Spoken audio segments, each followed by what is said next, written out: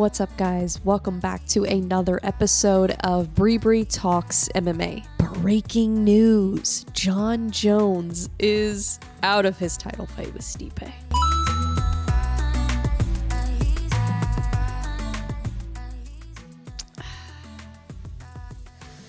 Big disappoint. Big sad. Yeah, that's rough. He got injured. So it's not like he just pulled out for no reason. Like, cause it looks like a pretty bad injury. I think it was the shoulder. And there's a video of it, so there's proof. But sorry guys, my allergies are really bad, so I can't breathe out my nose. So this might be a rough one, but yeah, just hang with me here. So I don't even know where to start with this. So Jon Jones, Stipe, no longer happening, but the new fight, which actually I kind of like better, honestly, is Tom Aspinall versus Sergey Pavlovich. But I was talking to Munch MMA just a second ago on Instagram and made a great point. Why isn't Stipe in the new fight? Because it's not. I don't think there's another fight for him that you would logically make, unless he's planning to fight the winner of that fight, maybe. Or if it was I think what happened could, and this is all conspiracy theories, guys, put on your tinfoil hats. This ain't anything fact checked. This is just me kind of trying to figure out what's going on. So Stipe, I think, probably had an issue with negotiations. What I would think is that, like, they didn't offer him as much money to fight either Pavlovich or Aspinall as they offered him to fight Jon Jones, which makes sense. But look at it from the perspective of Stipe. You've been training for this fight for a long time. Like, he's been training for this fight for at least a couple months now. So, and then you're like, oh, so you do the same amount of work, but you're going to get a lower paycheck. You got to think about this from Stipe's perspective. And Stipe is already kind of like eyeing retirement, I think. So how motivated is he to fight Pavlovich or Aspinall at this point in his career for less money than he was planning on making to fight Jones? Now, I guess it's better than not making any money at all, but still, I don't know, because it's like you're doing the same amount of work either way. And now actually you're doing more work because you're going to have to prepare for a different opponent. And it's like, if he loses to Jon Jones, okay, no big deal, no sweat. But if he loses to Tom Aspinall, that's way more of a hit to his legacy than losing to Jon Jones, honestly. But I'll be honest, I am really excited about Pavlovich versus Aspinall. That's going to be epic. And I was thinking, too, that possibly somebody like Cyril Gane could have been thrown into the mix with his last performance. But at the same time, he lost to Jon Jones. So this is way more interesting.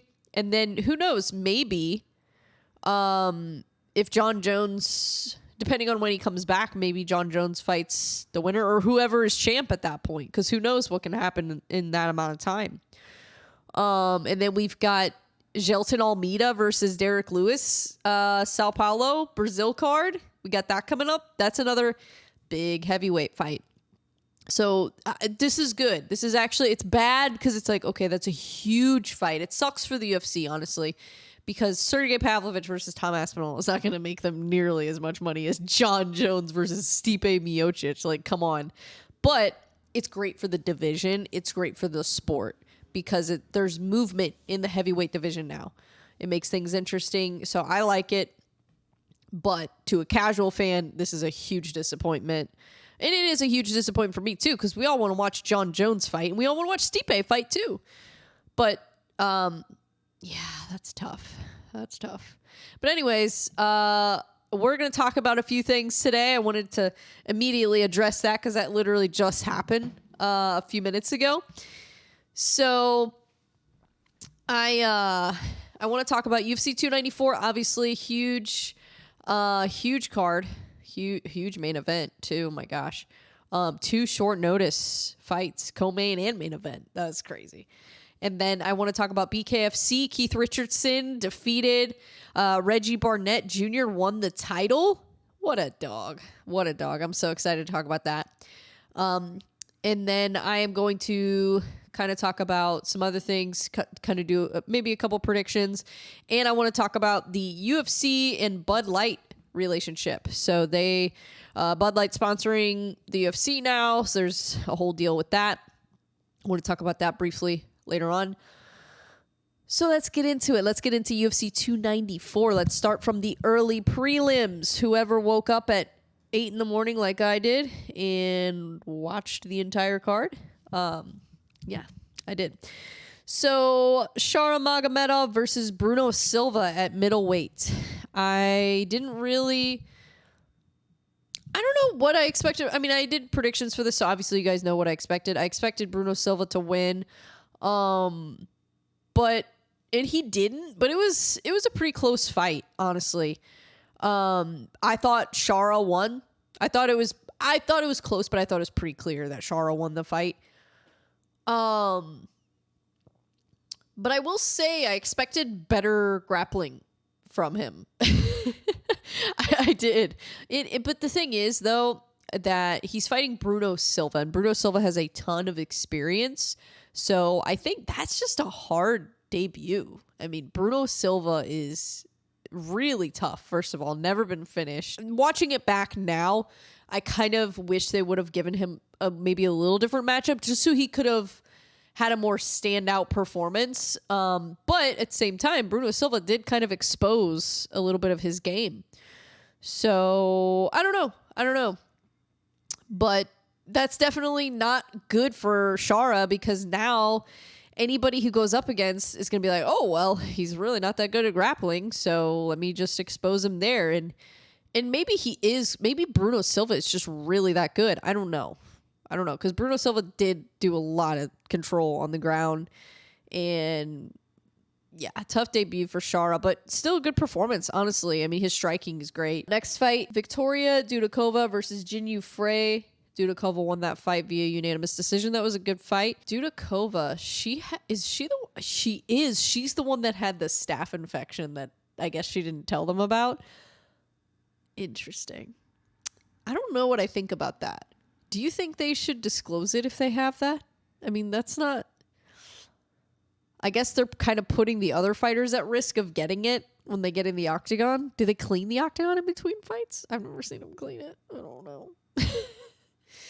But I guess it happens. I mean, I understand, though, because when you're a fighter and you're traveling all the way to Abu Dhabi and you have staph infection, and if you disclose it, you're going to miss out on fighting.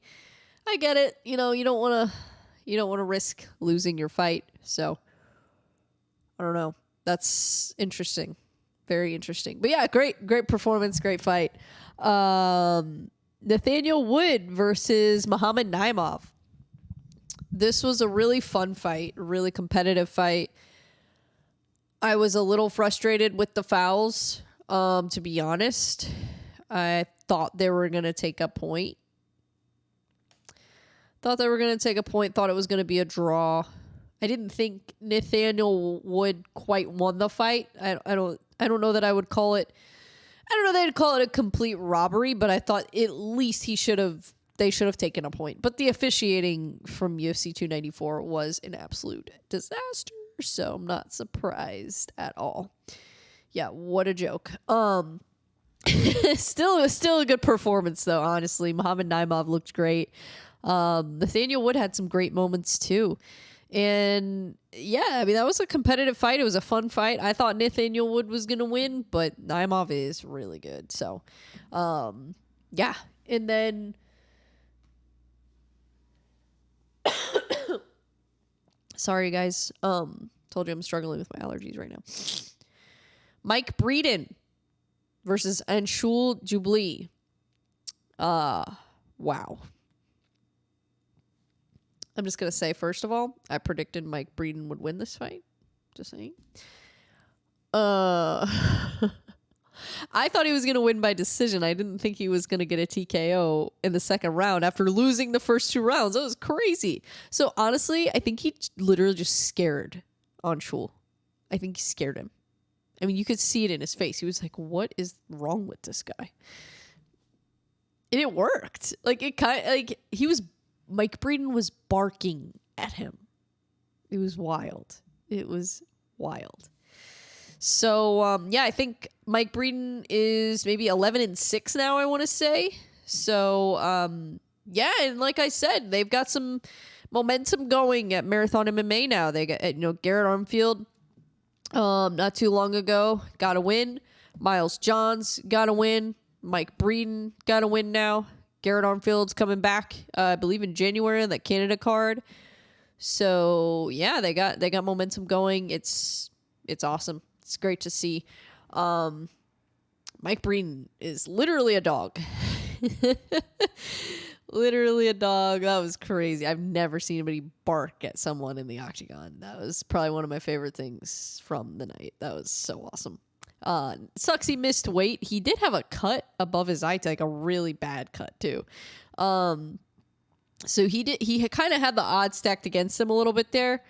And I know they were really hyping up his opponent. So yeah, but it was an impressive win nonetheless. I mean, he really just outdogged his opponent. It's kind of what he did. So it was pretty sweet. I don't know. It was awesome. Muhammad Yahya versus Trevor Peek. Trevor Peek won via unanimous decision.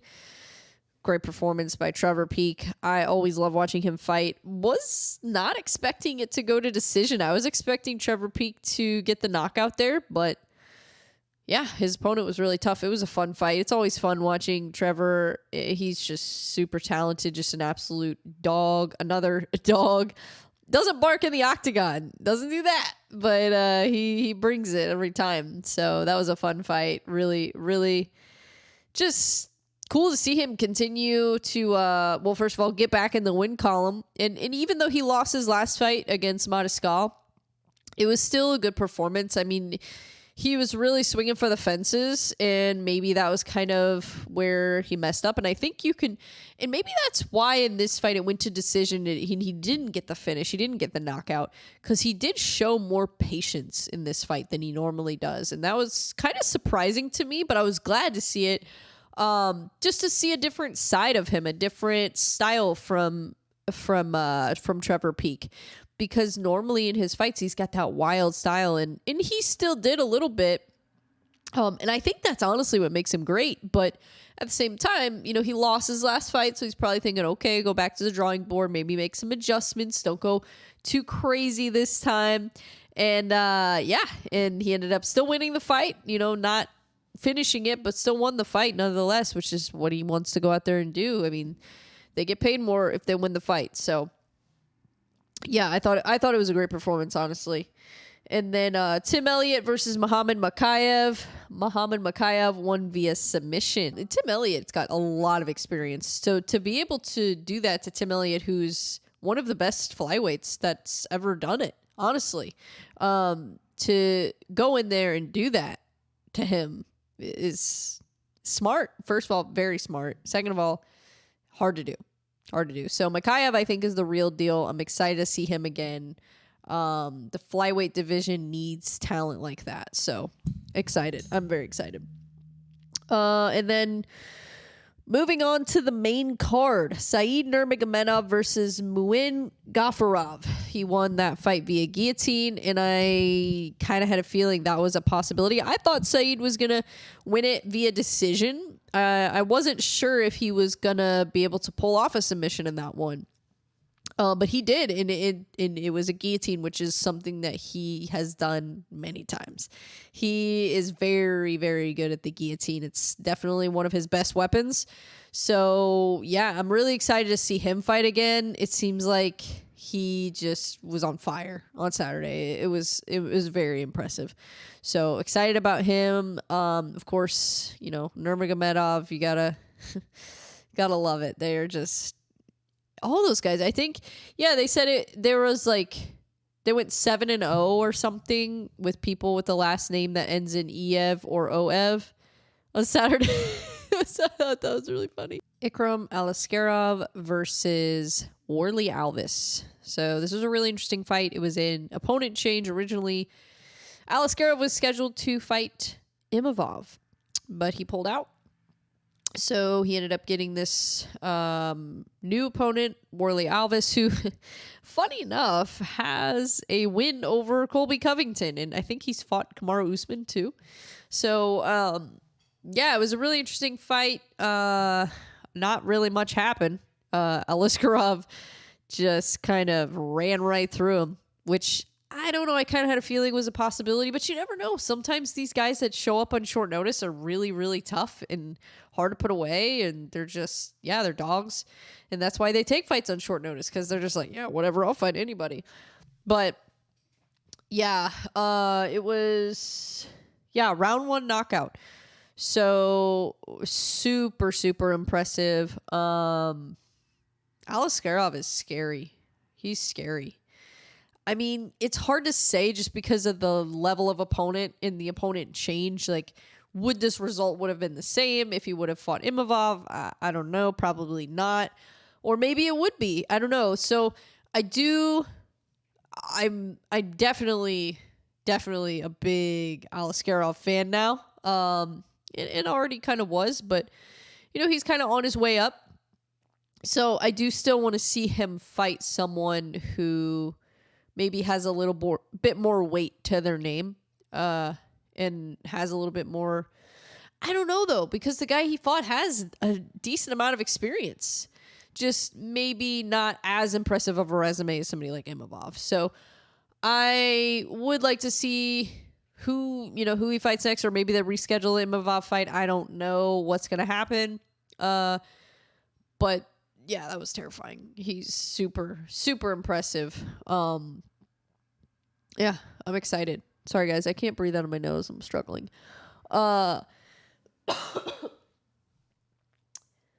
Magomedov Ankalaev versus Johnny Walker. What an absolute disappointment this fight was. Jesus.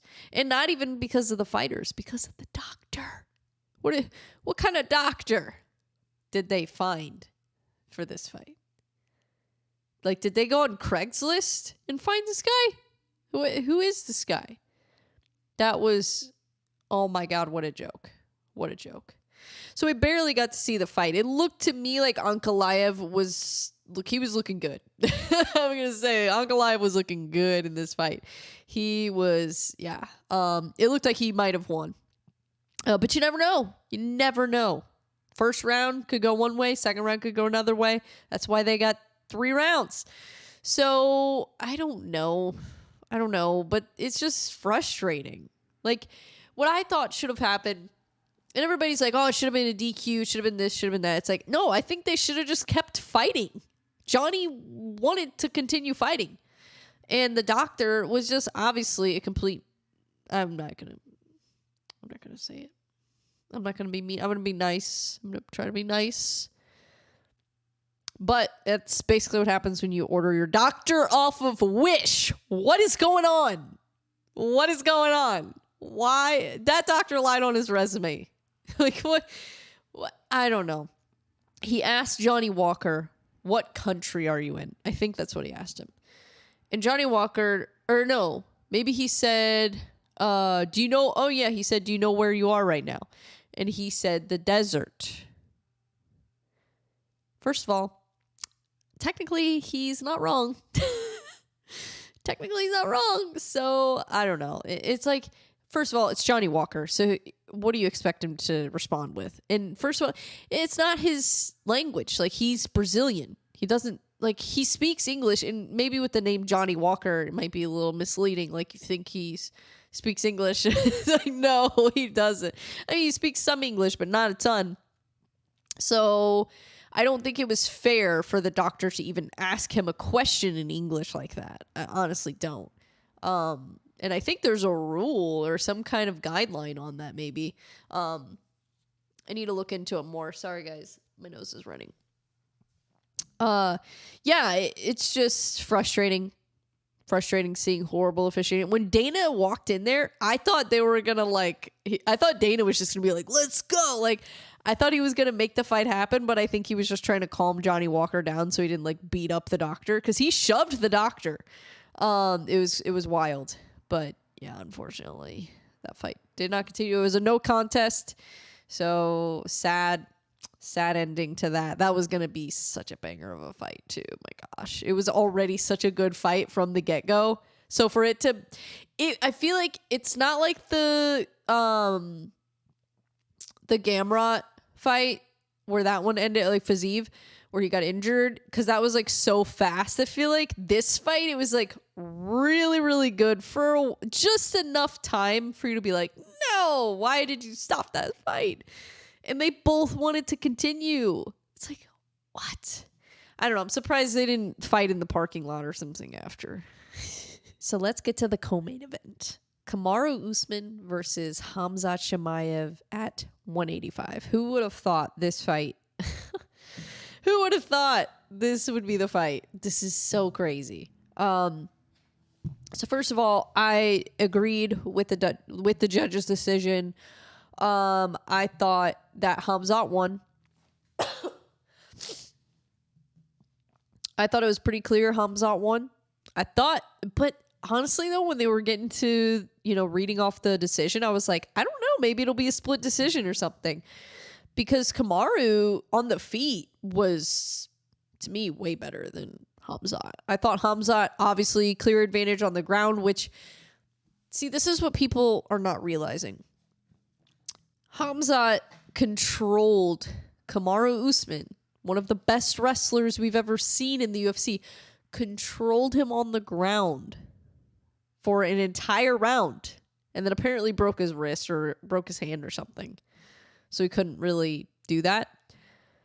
And maybe that has to do with the striking too. Who knows? I mean, I do think that Usman probably still is the better striker. But yeah, that was something else. That was something else. The first round obviously was super dominant for Khamzat. I mean, he was close to finishing Kamaru in that round, but I think Kamaru is just too good on the ground to get submitted like that. I was a little bit surprised though at how easily he got taken down by Khamzat. I was a little surprised. And how much of that has to do with Kamaru just being, worn down. His knees are done.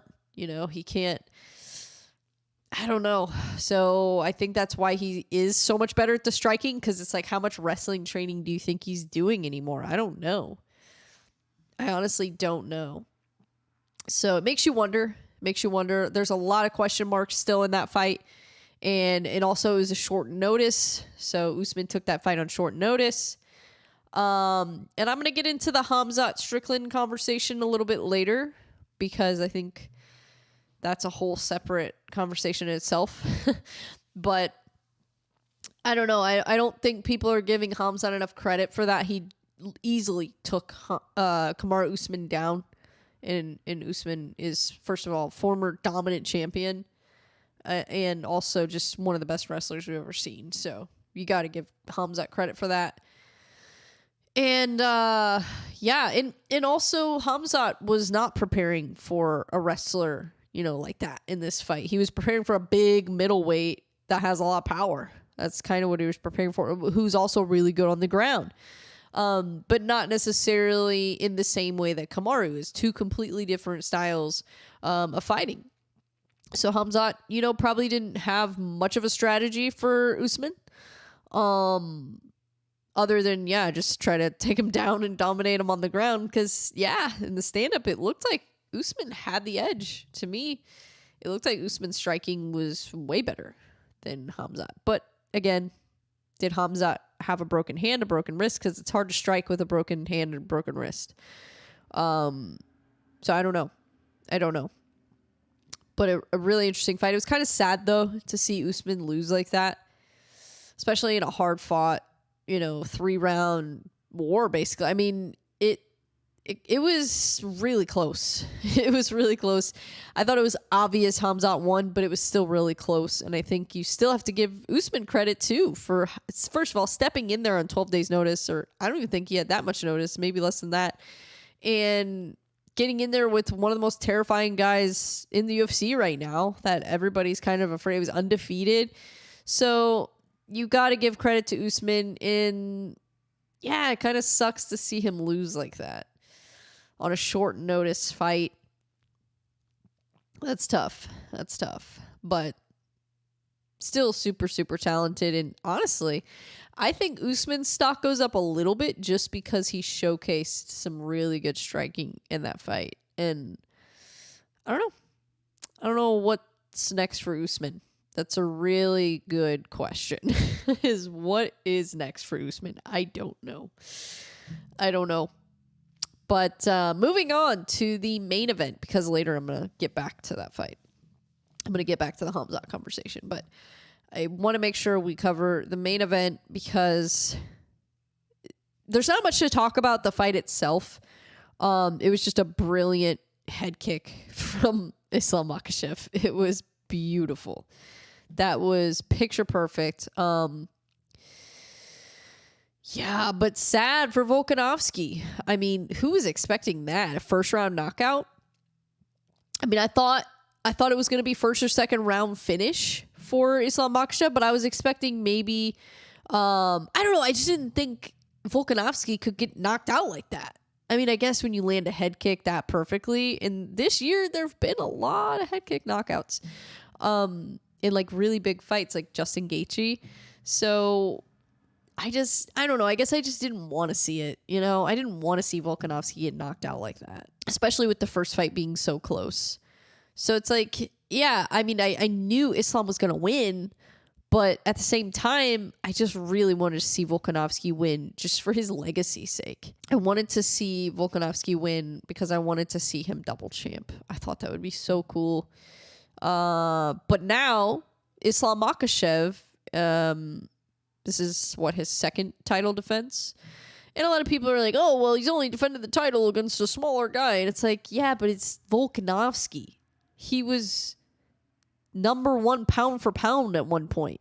So you're going to tell me that is an easier fight than Charles Oliveira or whatever? Like, they're all hard fights. They're all hard fights, guys. I don't know. And it was short notice, so you got to take that in consideration too. But Volkanovski seemed pretty confident he was going to win that fight. So I don't know. I don't know, guys. But then he did say in his post-fight interview, God, that's one of the most depressing post-fight interviews I've ever watched. Jesus. Yeah, that was sad. That was honestly sad. I feel for the guy so much. And there were some things that he said that really stuck out to me. Like he was saying that when he's not fighting, like he deals with like mental health issues, like depression. And I get that. Like I totally get that. Cause like sometimes I feel like that's why I stack my schedule up so much or make myself so busy, is because I don't want to deal with like that depression or that uncertainty or that anxiety. Like I really don't have much anxiety when I'm busy all the time. But then as soon as you're alone with your thoughts for a couple hours, you're like, geez. You know, so I get it. Like, I get exactly what he's saying. And maybe, and a lot of people were commenting like, oh, he needs therapy. Or he needs, of course, yeah. But maybe he needs something else. And I know he does other things besides fight, but maybe he's at a point in his career where maybe he needs something else besides fighting. Maybe he needs to start a podcast. I don't know. Something like that. That's what a lot of other fighters do, like Sean O'Malley and all these other guys. And I don't know, maybe he already has one that I don't know about. I don't think he does. But like maybe like start a podcast where he like interviews people, like where it's like I don't know. I think he'd be really good at it, actually. I think it would be awesome if he was like interviewing fighters, or just, I don't know, maybe not even fighters. Maybe he goes a completely different direction. I think Volkanovski would be an excellent podcaster. I think he's just a very raw, vulnerable person. And I think that's exactly what it takes to do podcasts, is to not be afraid to be vulnerable and be yourself. And I think that Volkanovski is great at that. So I would love to see it if he ever started a podcast. And I think he should, but if he doesn't, I think he should do something like that. Something to keep him busy besides fighting. Something that maybe feeds his, gives him some fulfillment, I think would be cool. Whatever that thing is that he decides to do. But maybe that would be good for him. I don't know, because I definitely think he needs a little bit of a break after that. I don't want to see him fight Topuria in January or anything like right away. I don't want to see that.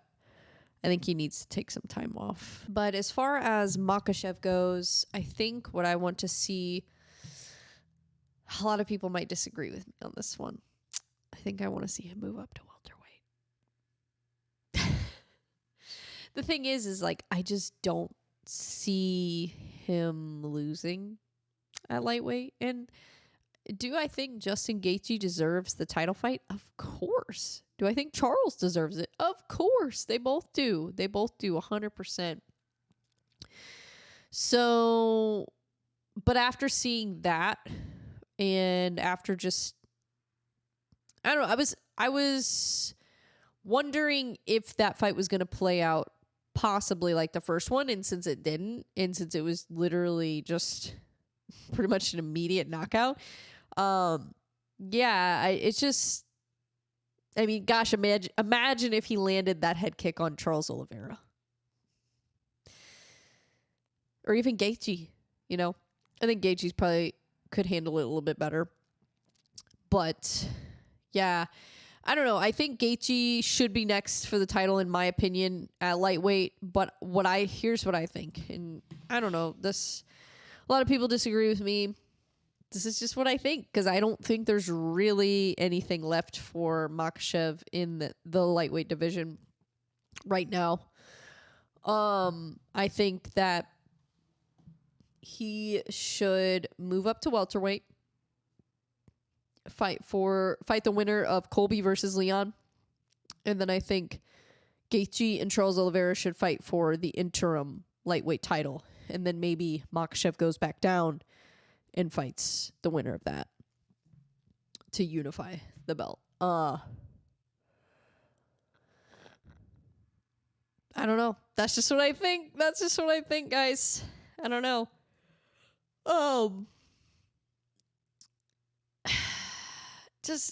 Do you guys think Justin Gaethje could beat Islam Makhachev? Are we going to play this game again like we did with Khabib, where everybody's like, Justin Gaethje could be the guy? And it's like, dude, Justin Gaethje is one of the best fighters ever in the UFC. I mean, he's amazing. And the head kick with Dustin Poirier, oh my God, that was incredible. But I'd almost rather see him fight somebody like Charles, somebody that he can actually beat. I don't think he can beat Makhachev. I just don't see it. You know, it's the same way I felt about Khabib. It's the same exact way. The only person that I ever thought could beat Khabib was Dustin Poirier. That is the only person. Well, Dustin Poirier and Tony Ferguson. Those are the only two people that I ever thought had a chance of beating Khabib. And even then, I still kind of had a feeling in the back of my mind, like, this probably isn't going to go very well for them. But Justin Gaethje, I just don't think stylistically, like, it just seems like a nightmare for him. But Charles, that's interesting. That's an interesting fight to me. I'm just not very convinced that really anybody in that division could beat Islam Makhachev. So I do think that he will move up to welterweight. I either think one of two things will happen. I think he'll either fight I think he'll fight Gaethje, or he'll move up to welterweight and fight the winner of Colby Leon. Depending on how active he wants to be and depending on when he wants to get back in there, I imagine he'll probably want to get back in there March, April, and then October again. So it's like, well, he could technically fight one of those two in March. I don't know. I think I'd rather just see him move up. And it depends, too, when Gaethje wants to fight again or when Charles wants to fight again, because Charles pulled out, too.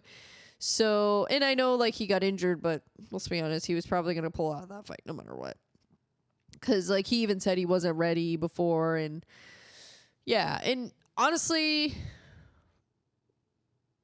I don't know. I still want to see that fight again. I still want to see the Charles Makhachev rematch. I still want to see it. But right now, I'm just not excited about it as much. I'm more excited about Makhachev moving up and being a 2-division champ. I think that would be incredible. And he's like 31 or 32 right now. So he's at the perfect age to do it. He's still in his prime. I would hate for him to wait until he's like 35 to do it. You know what I mean? Like, I want to see him do it now. While he's got this momentum underneath him. And I think that's what I want to see. I think I want to see Makhachev move up to welterweight and fight the winner of Colby versus Leon. Now, here's the thing about that. He might have to fight Justin Gaethje or Oliveira in the meantime. He might have to. Because, let's say Colby wins. Colby fights like every 4 years, it seems like. Okay? So it's like, if Colby wins, when is he going to fight Makhachev? Probably it's going to be a minute. It's probably going to be, like 6 months to a year before they can fight. So Islam might want to defend the title another time, kind of in between. So we'll see. But yeah, I don't think Colby's going to want to jump back in there if he wins. And Leon, I don't think would either. So we'll see what happens. But moving on to Bare Knuckle Fighting Championship. Keith, the Rockstar Richardson, TKOs Reggie Barnett in the second round. What an absolute dog. What an absolute dog. What a badass. Just, jeez. I can't believe that he is not more famous and, like, well-known, honestly.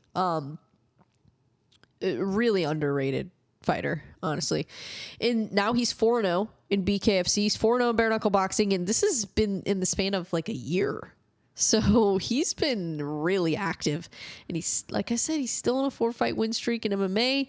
22-11 in his MMA career, 4-0 bare knuckle boxing. Former, he was in the Marines. He's been just, to me, embodies like the unbreakable spirit of a fighter, and truly kind of just defines what a fighter is. Like, he is a fighter in the most literal sense, in my opinion. So I just, hard not to respect Keith Richardson, honestly. It's really satisfying to see somebody who works as hard as he does win a title. It's really cool. It's really cool to see. And he was like bringing the belt with him, like in his car into the gym. Like, he's bringing, I love it. I love it. Because I'd probably do the same thing. If I won that belt, if I worked as hard as he did and I won that belt, I would bring that belt in my shower. Like, I'd have that belt everywhere. I'd let my dog wear it. Like, it would be awesome. But let's talk about the fight for a second. Actually, before we get to that fight, let's talk about the co-main event. Tony Soto versus Kevin Croom. What a banger of a fight that was. So Tony Soto won that fight. I agreed with the judges. I thought it was a clean sweep. I thought he won that fight. I thought he won every round. But it was very competitive. It was a very competitive fight. But look at the damage. Like, look at Tony's face and look at Kevin Croom's face after that fight. Looks like Tony really did a good job rearranging it. So it was nuts, though. That was a crazy fight. Both really tough guys. Yeah, that was awesome. That was so awesome. It was interesting to see the two very different styles in BKFC, because to me, Tony looked like the more technical boxer, and then Kevin Croom was kind of trying to make it dirty, a lot of clinch work, and push him against the ropes and things like that. So two very different styles kind of clashing together, and it made for a really fun, interesting fight. And yeah, Tony Soto hurt him pretty bad right away. Like, in the first round, he already had a lot of swelling, and it's bare knuckles, so it's a lot easier to get, cuts and swelling and stuff like that. Like, man, that's got to be painful. Like, you could walk out of a bare knuckle fight with your whole face messed up, and you'd be like, yeah, I won the fight. And they're like, what? And you're like, yeah, I won the fight. It's like, what? Looking at your face, it doesn't look like you did. But in bare knuckle, that's just kind of what happens. So, yeah, phenomenal fight. Tony Soto looked great, and Kevin Croom did too. I mean, it was just, like I said, a very interesting style. A lot of clinch work from Kevin Croom. And I'm really more of a fan of, I guess, the boxing. Like, and not that it's not boxing, because obviously there's grappling in boxing, but I'm more of a fan watching, like more of a style like Tony. But really, really exciting fight. I enjoyed it. And, yeah. And then getting back to the main event. Sorry, I keep feeling like I have to sneeze. This is rough. I need these allergies to go away. But Keith Richardson versus Reggie Barnett Jr., the main event, BKFC. Wow. That was incredible. This was at bantamweight, so this was for the bantamweight title. And yeah, Keith Richardson didn't have a bad moment in that fight. That was one of the best performances I've ever seen in BKFC. That was something else. And he got 3 knockdowns in that fight. Or actually it might have been 4. I think it was 3. Pretty sure it was 3. 2 of them were from Southpaw. Keith Richardson in Southpaw is scary. And I think it's just because he switches stances so fluidly and so well that, yeah, it's hard to know, what's going on in his opponent's eyes. And, if you watch a few of his fights, you can see, his stance switching. It's clear as day, like what he does. And he does it so well, though. And I think he's just really he's got to be hard to prepare for. Somebody who switches stances like that. And I've talked to him. I had him on my show. I had him on my podcast, and super cool guy too. So yeah, that was really impressive. There was one, I think it was the first knockdown in the first round. He threw a really nice hook to the body, from Southpaw, and he threw, I think it was a straight left. Before he threw like a straight left to the head, then a right hook to the body, and then he threw something else, like another hook maybe to the head. I don't know. He's so fast. It's hard to see what he throws. There was one knockdown. I think it was the first one. Yeah, it was the first one in the second round. It was like right after the bell too. He got that knockdown, and I rewinded it like 15 times, and I still couldn't figure out what he threw. He's so fast. It's crazy how fast he is. He's so fast. If you haven't watched him fight, please go back and watch that fight. It was so good. It was just his performance was beautiful. Like, perfect. It was amazing. It really was. To me, the first knockdown, he kind of won the fight right there. Like, I kind of knew after, and he kind of was like, after he got the knockdown, it was great. What a badass. But yeah, he got the first knockdown. And to me, looking at Reggie, I was like, I think Keith is definitely going to win this fight. I think he's definitely going to win this one. And Reggie's a talented guy. That's the thing. Like, he didn't just go out there and beat some scrub. Like, he beat Reggie Barnett Jr. Reggie Barnett Jr.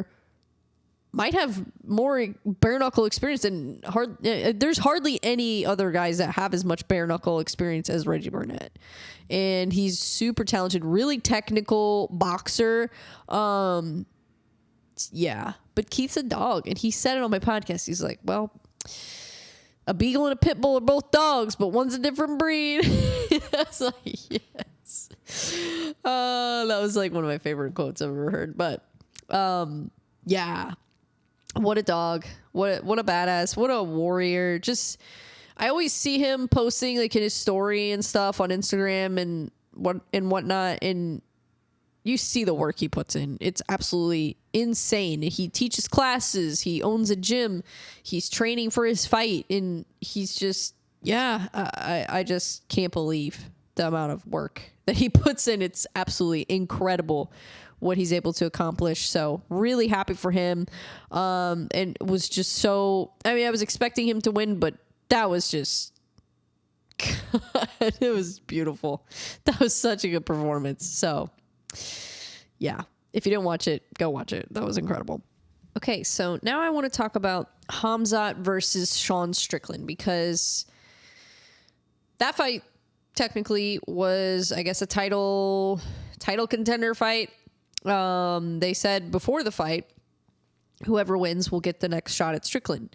And then after the fight, a lot of people were like, no, he doesn't deserve it. And even Strickland said he doesn't deserve it. But it's like, well, they already said before the fight that's what was going to happen, whoever won the fight. They didn't say how they have to win the fight. They didn't say they have to get a knockout.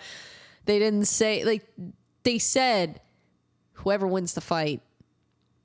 Yeah. So, I mean, I get where Sean Strickland is coming from for sure. But at the end of the day, it's like, yeah, well, that's who you're going to fight. So,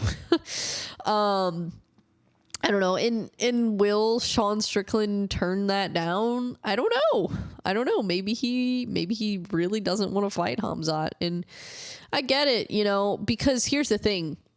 First of all, Sean Strickland just became champ. So he probably wants to enjoy it for a while.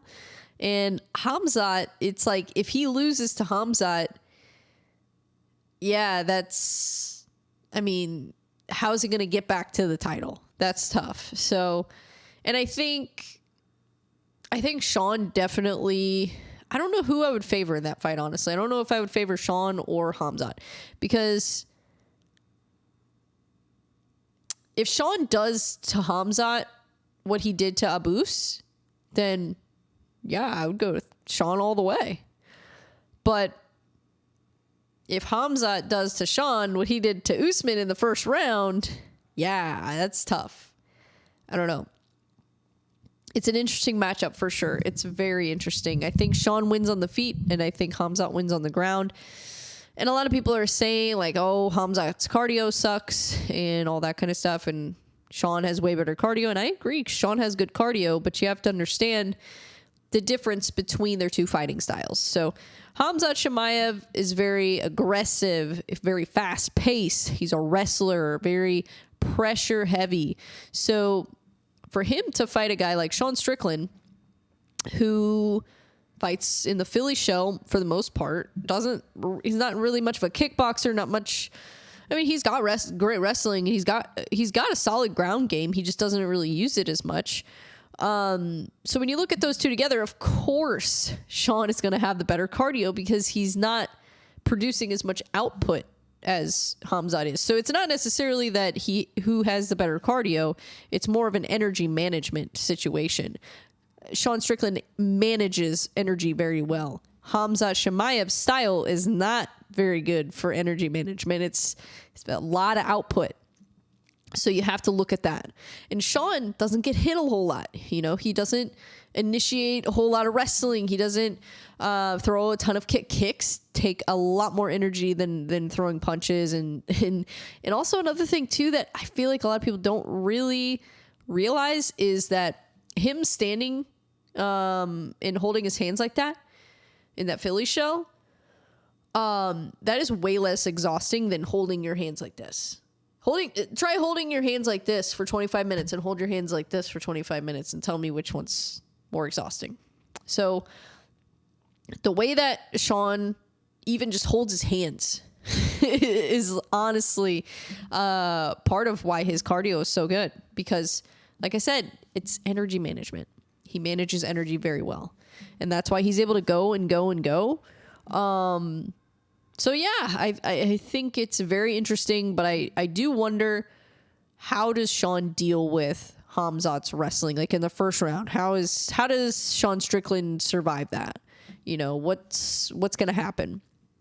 So, but if it stays on the feet, if Khamzat can't take him down, then it's going to be a long night for Khamzat Chimaev.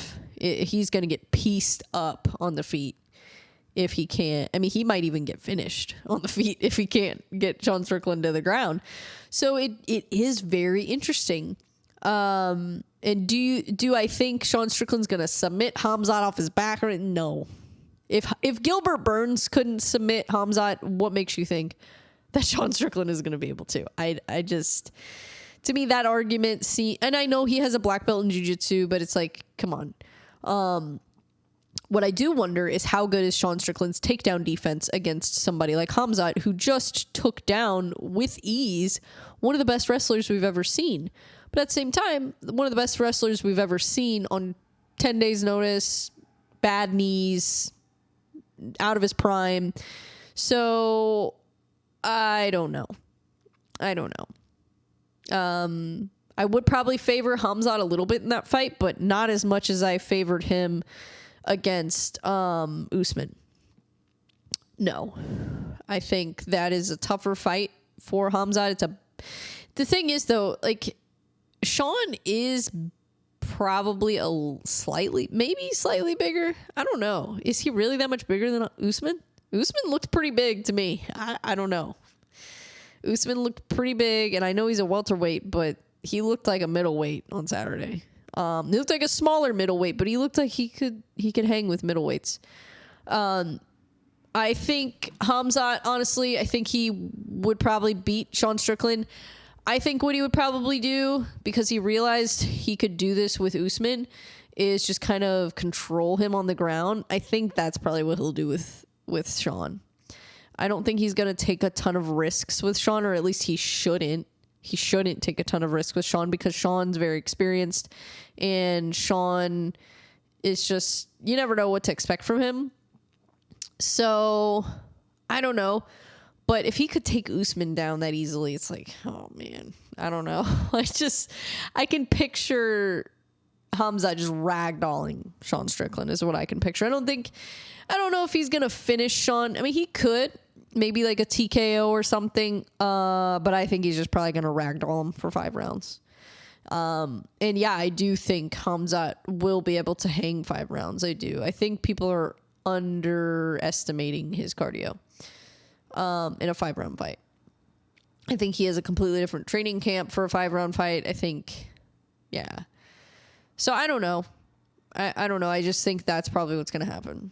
Is he's going to ragdoll Sean Strickland. But would I like to see Sean Strickland defend the belt? Of course. I love Sean Strickland as champ. I think that's awesome.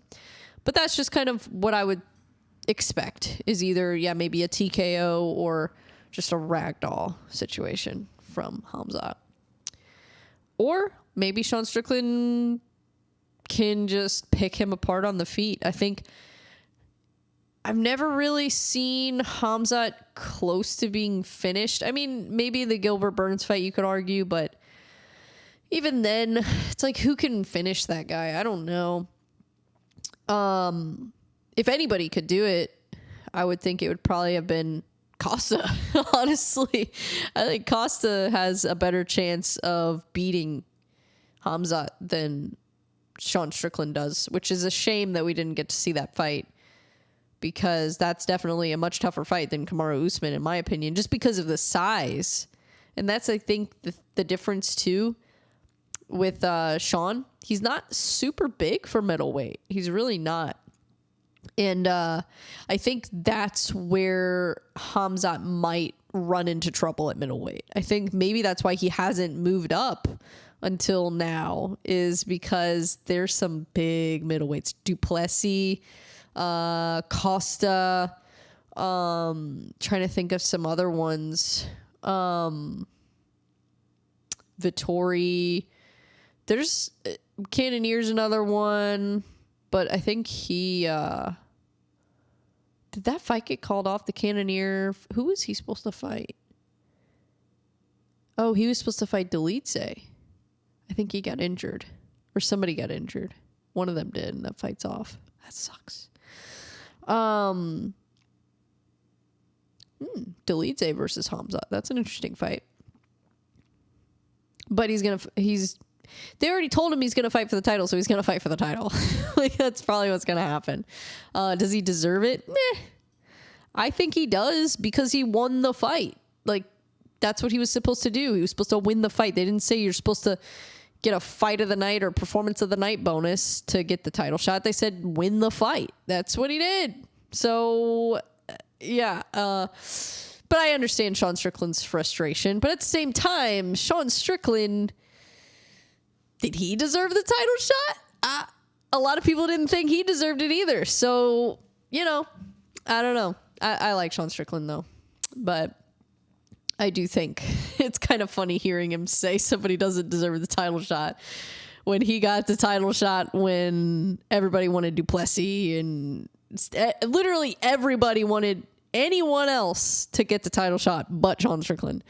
Which I was supportive of it. I wanted to see Sean Strickland fight for the title. I thought it was awesome, but a lot of people didn't think he deserved it. So it's kind of funny to see him say that about Hamzat. But anyways, yeah, so getting to more news, breaking news. There was a lot of news today on the UFC. UFC and Bud Light are working together now. There's like $100 million. Let me look this up. I'm going to fact check this first before I start spewing nonsense. UFC, Bud Light.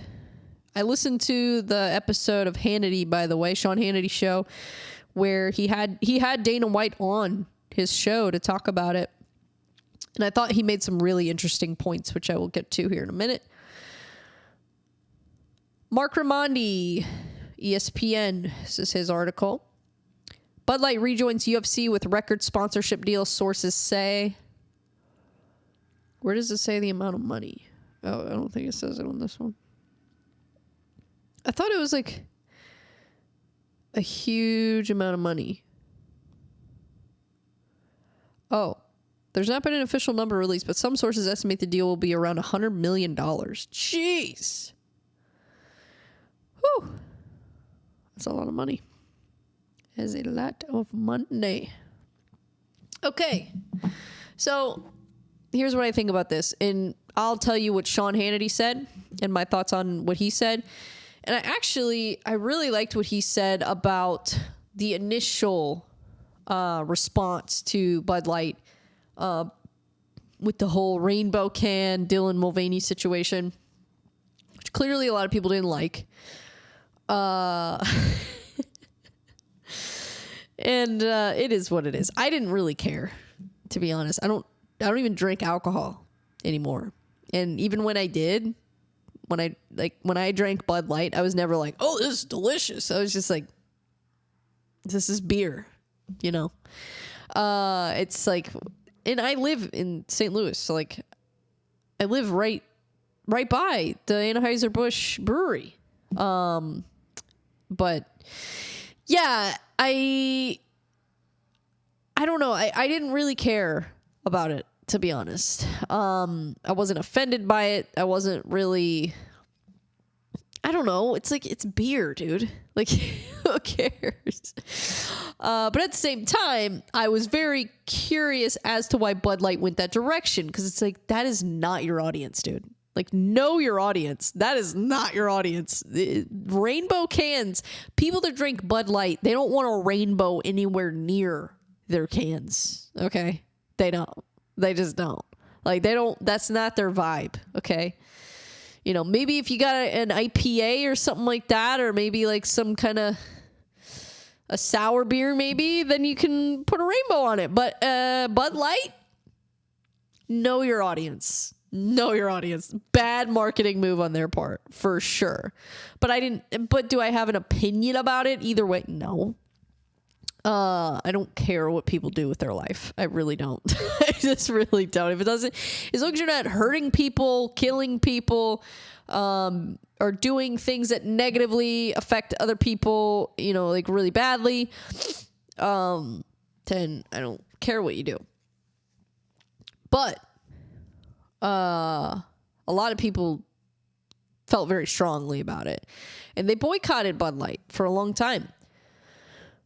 And I liked what Sean Hannity said about that, because he did not boycott it. And his reason why was actually really good.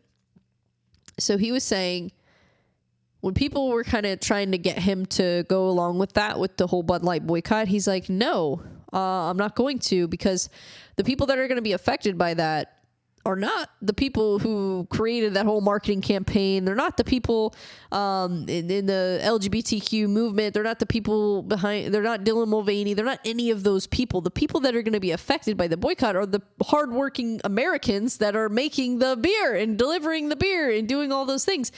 Those are the people that get affected first. So I love that he said that, and I totally agree with that, because it's like, yeah, who do you really want to boycott something and then see the hardworking American people suffer because of it? because like I said, Dylan Mulvaney's not going to be affected by, but he already got his paycheck, but I'm sorry if I used the wrong pronoun. I don't know. Whatever his pronouns are, I don't know. I think it's he, him. I don't know. Don't cancel me. But I think that it's just, it's just stupid. Boycotts, honestly, a lot of times hit the wrong people, and it's so true. I'm so glad he said that. So that was one point I wanted to bring up, is that I really do agree. And I've never boycotted anything either, unless I just don't like it. Like, that's the only reason I ever boycott something, is if I just don't like it. It's like, I've been boycotting Bud Light for a long time. I just didn't know, because it's like, it's trash. It's kind of trash. There are some times, though, like if you're at a music festival or something like that, and that's all they have, or like they have like Miller Lite, Bud Light, and then like all the other ones. But I was always more of a Bud Select gal myself, so yeah, never really liked the Bud Light. But but anyways, so yeah, I just thought it was funny. But anyways, getting back to the sponsorship thing. So so Bud Light in the UFC are working together again. I think this is great. I think it's great for the UFC. I think it's great for Bud Light. I think it's great for both of their brands. And I think there's going to be some backlash initially, just because of the whole situation, with the rainbow cans. But I think people will warm up to it after a while. And I think that, if anything, this is probably better for Bud Light than it is for the UFC, to be honest. I think, but what Dana White was saying was that they align with their values at Bud Light, and he was mentioning some things about they do things for firefighters, for military, for police. So that was, I think, a huge part of it for Dana. And you should go listen to the interview on the Sean Hannity show if you want to listen to the whole thing. But that was one thing that he said was, just they support things that he also supports, and it just made sense to him. And there were other beer companies they could have worked with or whatever, but and I guess, I don't know what happens to Modelo then. Are they still going to work with Modelo? Because that to me is like a direct competitor. So I guess they're not working with Modelo anymore. So I guess Bud Light is brewed for the fighting spirit now. I don't know. But I think it makes sense. I really do. And I think it was obviously a huge flop for them to do the rainbow can and that whole thing. But I think at the end of the day, when you really look at it, Bud Light's brand aligns with UFC pretty well. If you can overlook that one little black eye on Bud Light in their marketing and their promotion, if you can overlook that, I think it makes a lot of sense on both ends. I think it makes sense for the UFC, and I think it makes sense for Bud Light. Obviously, the money makes sense for the UFC, but I don't think it was just because of the money. I do truly think that those two brands just really do make sense together. So I don't know. It's definitely interesting. I think that Bud Light's sales hopefully will go up after that, and they'll get back on track, because ultimately that affects our economy here too. I'm in St. Louis, I'm in Missouri, and that's one of the biggest companies here is Anheuser-Busch. So it affects local people that live here, when they're not doing as well. So I'm glad to see it. I'm glad to see that the UFC, I wonder where the money is going to go. I do wonder that. Is it going to go to the fighters? Is it going to go, where's the money going to go? What's it going to be used for? That I do have questions about, but ultimately I think it's a good thing. And I'm on board, but I thought it was kind of funny. I think a lot of people are going to be laughing at this for a while, but looking at it from a more logical perspective and listening to the interview, listening to Dana White talk about it, I do actually like it. I think it's a good move. So yeah, it'll be interesting to see kind of what happens. But are there any fight announcements? Let me look. Well, besides the Sergey Pavlovich versus Tom Aspinall, which is insane. That is absolutely insane. Let's see here. Whoopsies. Just clicking on everything here.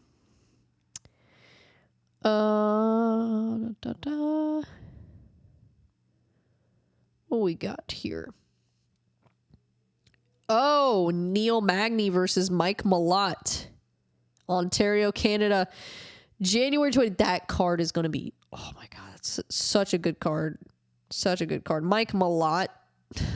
Neil Magny. That's a crazy fight. Josh Emmett versus Giga Chikadze. That's a really interesting fight. Didn't expect that. Didn't expect that matchup, honestly. Cody Garbrandt versus Brian Kelleher. That's another one that was announced recently. So yeah, some exciting fights just got announced. Some cool stuff is coming up. I'm excited. It's always a fun time to be a fight fan, honestly. Before we go, I'm going to plug a few events that are coming up. So we've got, sorry guys, allergies. We've got Shamrock Fighting Championship, November 4th. Ameristar Casino, St. Charles, Missouri. Josh Augustine is returning to the cage. I just did an interview with him. I'm going to post it soon. And he is coming back. He's training at Extreme Couture.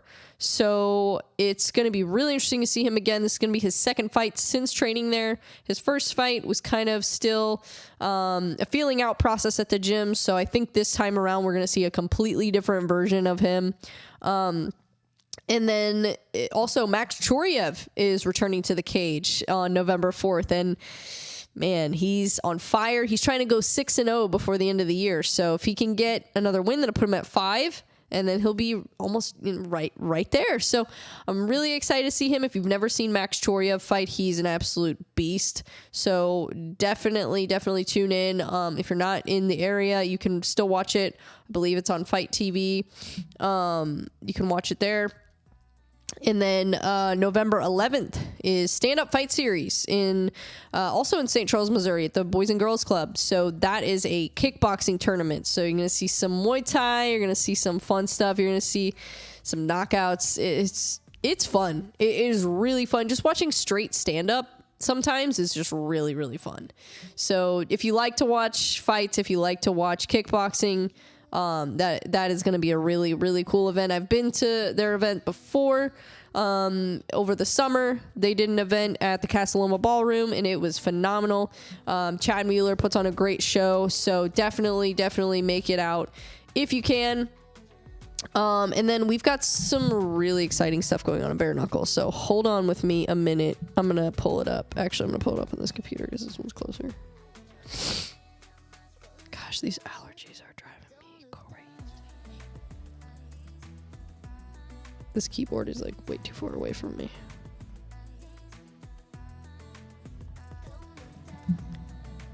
Okay, guys, let's check this out.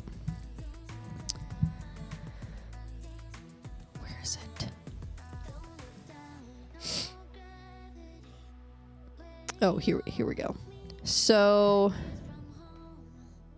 BKFC Thailand is on November 4th. I won't be able to watch that because I will be at the Shamrock event. But Senshai is in the main event, guys. This is crazy.